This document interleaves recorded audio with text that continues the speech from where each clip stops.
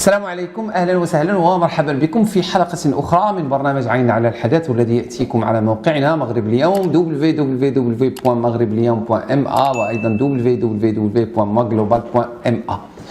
أيضا تابعوا هذا البرنامج على قناتنا على اليوتيوب. ما تنسوش أنكم تشتركوا معنا على القناة، وأيضا أنكم تفعلوا الجرس لكي يصلكم كل جديد من مختلف البرامج التي نضعها على قناتنا على اليوتيوب. الموضوع ديال اليوم هو للحديث مرة أخرى على الخطر والتهديد الأمني اللي موجود في منطقة الغرب والساحل.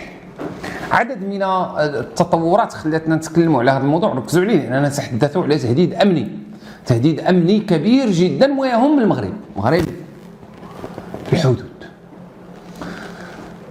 من بعد بوركينا فاسو اللي جماعة نصرة الإسلام والمسلمين فرضات النفوذ ديالها فيها وتوسعت فيها، هذه الجماعة الإرهابية اللي تابعة لتنظيم القاعدة الإرهابي تحاول توغل اليوم بشكل معمق في شمال وشرق مالي، مما يجعل منطقة الساحل تحت تهديد كبير جدا.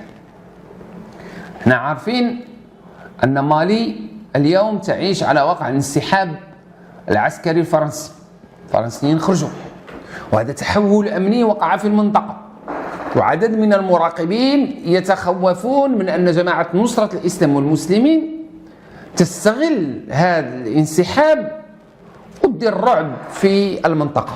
وكذلك طبعا ماشي فقط جماعة نصرة الإسلام والمسلمين، طبعا حتى تنظيمات إرهابية أخرى تتنافس معها في المنطقة، وعلى رأسها داعش اللي حتى هي موجودة.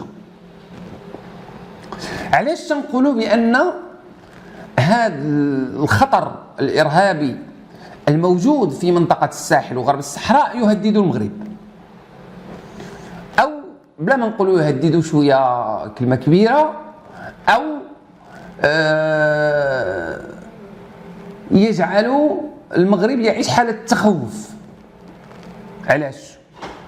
لأن منطقة الساحل تمثل بعد استراتيجي بالنسبة للمغرب، لأنه المغرب موجود اليوم في دول المنطقة باستثمارات قوية وكبيرة جدا.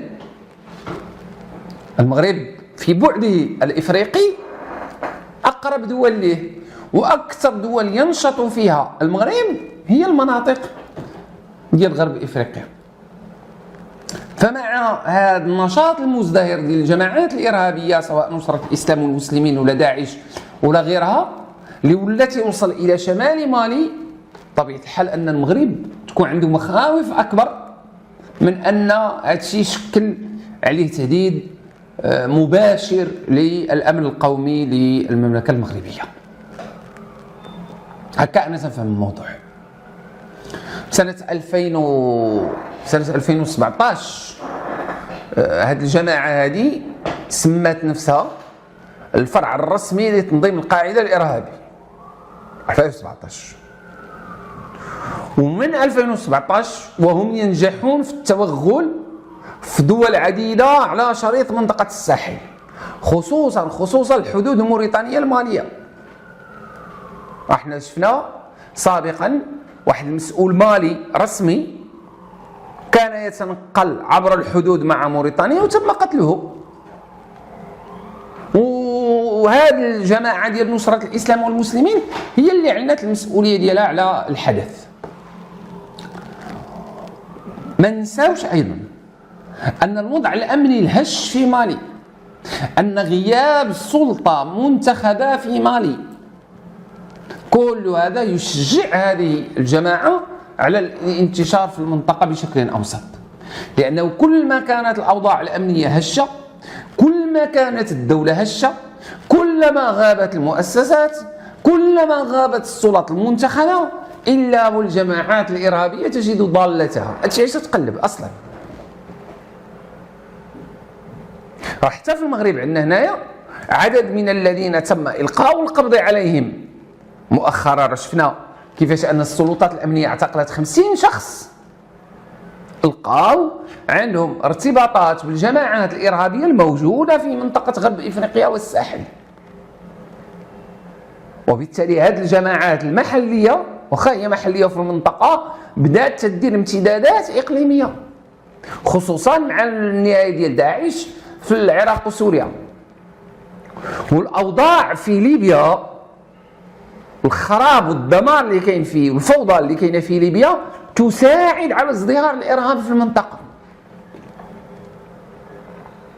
اليوم الناس والخبراء ولاو تيتكلموا هذه الجماعات المسلحه دخلات سالات مع بوركينا فاسو، دخلات المالي، وصلت للشمال المالي، قال لك اذا دخولها الى موريتانيا امر جد راهن، مساله وقت وغادي تلقاهم في داخل التراب الموريتاني.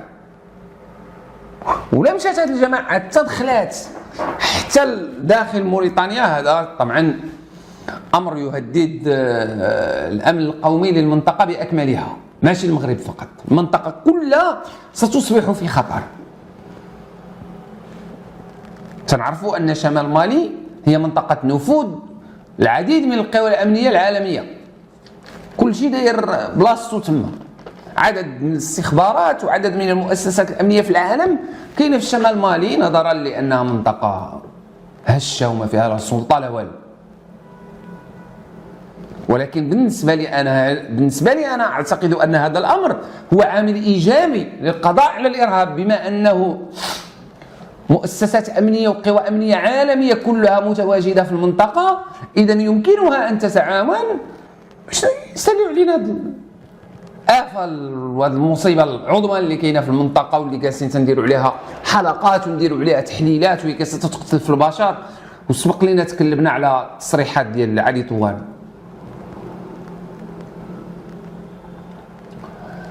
واش المغرب يقدر يتدخل؟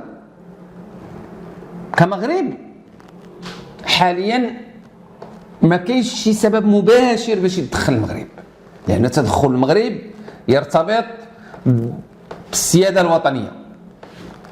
ولكن هل يمكن للدول الاخرى ان تعول على مساعده المغرب لدحر هذا الخطر؟ اظن انها ملزمه بذلك، لان المغرب اليوم فاعل مهم في الاستراتيجيه الدوليه لمكافحه الارهاب، ولكن ما يمكنش المغرب هو يمشي بوحده ما دام الامر باقي بعيد على الحدود ديالو ويتدخل بشكل مباشر. ولكن كونه يكون ضمن واحد المنظومه اقليميه او دوليه، ضمن واحد التعاون دولي لمكافحه الارهاب في المنطقه، اكيد ومؤكد ان المغرب سيلعب دورا مهما.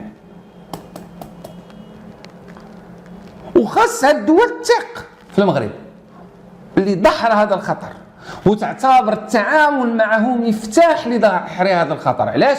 لأن منطقة الساحل هي امتداد تاريخي للمغرب.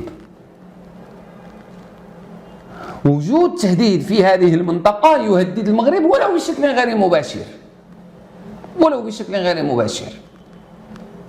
ثم بما أن الأمر بدأ يصل إلى موريتانيا، أعتقد أنه أيضا لابد من تنسيق أمني مشترك بين الرباط وواشنطن ونواكشوط من أجل أنه يتوقف الزحف ديال جماعة أنصار الإسلام والمسلمين الإرهابية. ولا أعتقد أن المؤسسة الأمنية المغربية ستتوانى في ذلك، وأكيد سنسمع في القريب على تعاون مغربي موريتاني لمواجهة جماعة أنصار الإسلام والمسلمين، لأنهم بداو يطلعوا إلى موريتانيا، لأن شفناها مؤخرا غادية بواحد الشكل متصاعد يهدد المنطقة، يهددها زعما بشكل كبير. يعني مرارا تكلمنا على هذا الموضوع، ولكن عمرني تكلمت عليه بهذه القوة، لأن الأرقام مخيفة، الأرقام مرعبة. تقدم هذه الجماعة الإرهابية يهدد المنطقة. واش موريتانيا مستهدفة غير مستهدفة؟ كل واحد يقول. ولكن طبعا أنا من خلال احتكاكي بالمعطيات حول هذه الجماعات الإرهابية لا أعتقد أن موريتانيا مستهدفة بشكل شخصي، ولكن تمركزات القوى الدولية اللي كاينة في المنطقة غتكون هي الهدف الأول. لا نواكشوط ولا نيامي ولا باماكو ولا غيرها من العواصم ديال المنطقة كلها في حاجة، ولا واغادوغو، كلها في حاجة إلى الاستفادة من الخبرة الأمنية المغربية في مواجهة التنظيمات الإرهابية، لأن الخبرة الأمنية المغربية اليوم هي تجربة ملهمة على المستوى العالمي. إذا كانت الدول الأوروبية كبرى، قوى كبرى بحال الولايات المتحدة الأمريكية وتستنجد بالمؤسسات الأمنية المغربية، فمن باب أولى أن هذه الدول الإفريقية أن تستنجد بالمغرب. وأنا متأكد أن المغرب لن يتوانى في تقديم كل الدعم من أجل القضاء على التنظيمات الإرهابية المتمركزة في المنطقة. شكرا لكم على تتبعكم، وإلى اللقاء في حلقة أخرى. لا تنسوا الاشتراك بالقناة وتفعيل الجرس ليصلكم كل ما هو جديد.